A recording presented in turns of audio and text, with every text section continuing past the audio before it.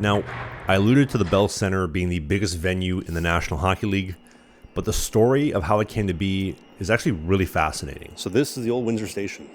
This was the home for the Canadian Pacific for what feels like a lifetime ago, where all the transcontinental trains, almost 200 trains daily, would be operating out of this station, out of these gates out here beside me, where trains would be running to Vancouver, Calgary, Banff, the Rockies, Halifax, Quebec City, everywhere. This was the hub of rail travel back in the day when the station opened in the late 1880s, and then when it ended up ultimately closing about a century later.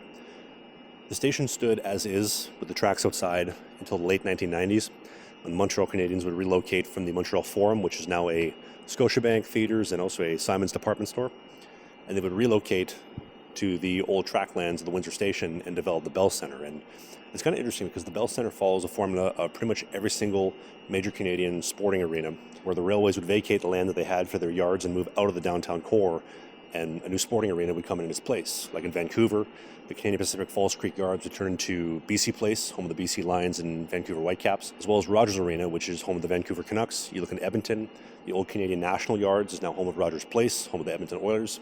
Calgary is the exception, Winnipeg is the exception as well, but Toronto, the Scotiabank Arena, formerly the Air Canada Centre, also on the land of the old Canadian Pacific tracks, and even Rogers Centre. God, there's so many Rogers Arenas.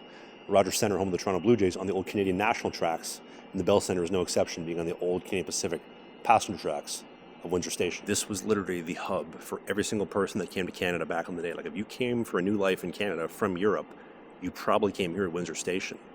And when you see some of the old school photos, when this place was just jam-packed, bustling with people, almost 200 trains going every single day in the steam engine era, I just couldn't imagine what that would be like when you compare it to today, where it's literally dead quiet. You can come in here in the morning, afternoon, night, even in the evening right here where I am now.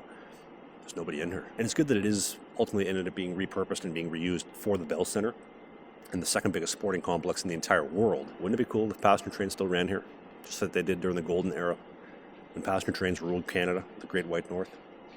Oh man, that'd be so cool. But there is a Montreal Canadiens game that I do have to catch. So, off to that.